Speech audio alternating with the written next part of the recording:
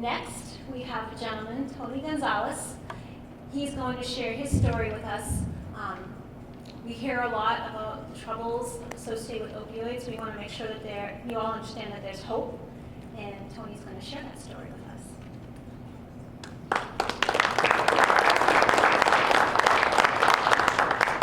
How's everybody doing tonight? I was very honored to be a part of the Raymond Coalition. I get to sit in the meetings and be a part of coming up with strategies and new ways of combating the epidemic going on in our community, which is a big deal for me because I'm in recovery myself. I like to just say my name is Tony Gonzalez and I am an addict. And I will always say that before I speak because I will always be in recovery. So my sobriety date is August 31st of 2012, and that was a day that my life had changed for the better. Before I get to the better part of my life, I'm glad that you guys are doing this because as I'm sitting back there with my beautiful wife, who's in recovery long term as well, I'm thinking, man, if I would have just known some of this stuff as a kid. I'm 40 now, so like when I was growing up, there wasn't none of this stuff, and it started just like that with me, right? It was, at 15 years old, my dad bought us some beer, thinking that it was going to be okay, just trying to be that cool dad who was a weekend type of dad, and that was the beginning for me. I didn't start as a young adult thinking that I'm going to shoot heroin today. I started with hanging out with the friends at school, maybe smoking a little marijuana, drinking some beers, and really early on, I can remember the pain medicine, right? So I can remember having a surgery at 15 years old and having my appendix taken out, and that pain medicine, and the gentleman was talking about this earlier, like out of 20 people, if you put 20 people up here, one of them's going to go away with an addiction at the pain medicine. I was that one person. I can remember sitting in the hospital and they gave me a button to push, right? And I can remember pushing the button as many times as I could push it, falling asleep, waking up and pushing it again as fast as I could push it because I wanted that feeling. And for me, I chased that for the next 20 plus years. I got sober at 35 years old, and so I was an intravenous heroin addict for 15 years. My story goes very low. I'm what the stigma calls a bottom feeder addict. I lived on the streets, ate out of dumpsters, and got by in the best way that I could. I didn't wake up in the morning as a young kid saying, man, I can't wait to be an addict one day and run my life into the ground and build my parents' hope up and crash it back down on them. But that's how my life was. And the big part of that is that I didn't have, and my parents didn't have the education that you guys are giving out now.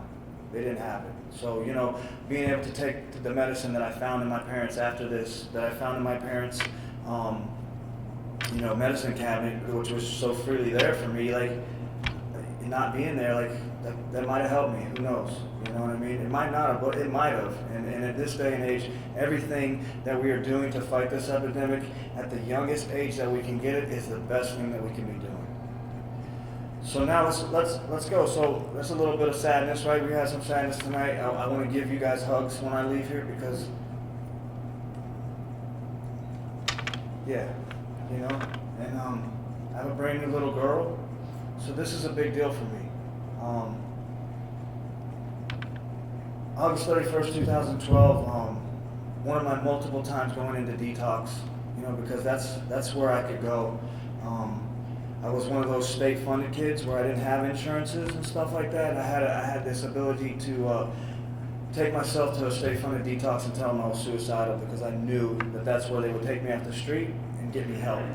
We didn't have the safe places. We didn't have the places that the governors taught, that you guys are talking about, the governors trying to get up and start it for us, the grant pathways that are involved in the places that where I could go to and they could help me get into places. I didn't have those places, so I knew that I could go to a state-funded detox and tell them I was suicidal, and they would help me. And I did that for probably the 25th time. And this place called New Horizons, it was my home away from home, I call it. When I was tired of living on the street and super hungry and and ready to get a new start, I would go there and they would know me by first name. It's not a good thing when a place like that knows you by first name, and they would ask me if I want my room, but that's how it was for me. And on August 31st, 2012, there was something else this time. Like, I had been doing this for so many more years, right? So there's something else this time. And I went in there and I was just so broken and so tired of living the same life. And let me just say this real quick. Guys like me who are in that type of addiction usually don't make it 15 years. Guys like me who are in that type of addiction pray not to make it that many years, right? And I say that to be serious about this addiction. Like, there was nights where I prayed, God, I don't want to wake up. I don't want to do this anymore. Like, just take me.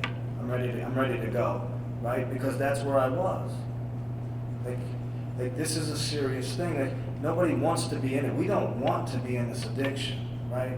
Like, I didn't want to be there. Whether it was to get help or to just go ahead and pass.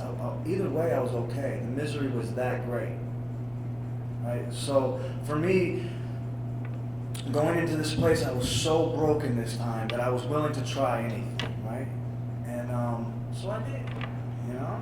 And so for the last 4.5 years, I've dedicated my life to helping those who are in addiction and that are also suffering from this disease. I have made it my life's goal to continue to be there when the next person needs me, no matter what time of night it is or what time of day it is. My wife will tell you that I will answer my phone at 2 and 3 in the morning, and she will be like, really? And I'm like, sorry, yes.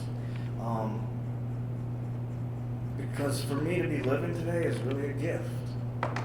It's really a gift. It's a gift that I get this chance to stand up here in front of you guys and spread a little hope. Because a lot of times we don't hear the good stuff, right? We don't hear the success stories.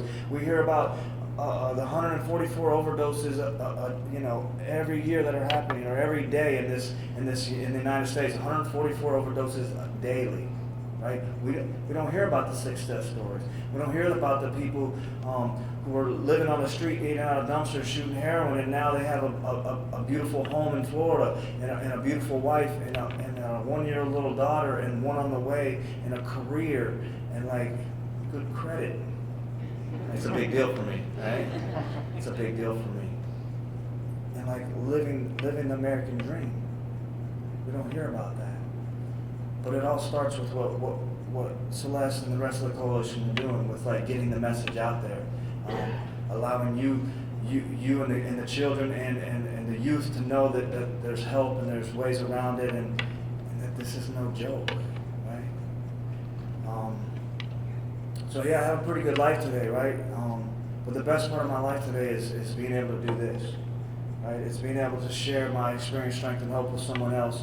Because I'm a big part of, I was talking with Alcoholics Anonymous and Narcotics Anonymous, because that saved my life. It saved my life, right? And so I'm a big advocate of that and being a part of that.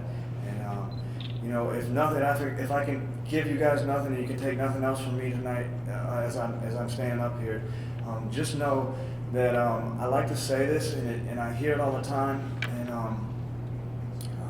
so this young lady asked this guy, she's like, so what's the strongest drug you ever did? And a guy like me who was the bottom feeder, you know, I had to think about that for a while because I've done talk to the police officer, cover your ears, I've done pretty much every one there is to do. And today, being where I'm at today, when someone asks me, what's the strongest drug you've ever done? My answer is hope. My answer is hope. Because all the other drugs I put away, the hope is what got me through them. Thanks for letting me share.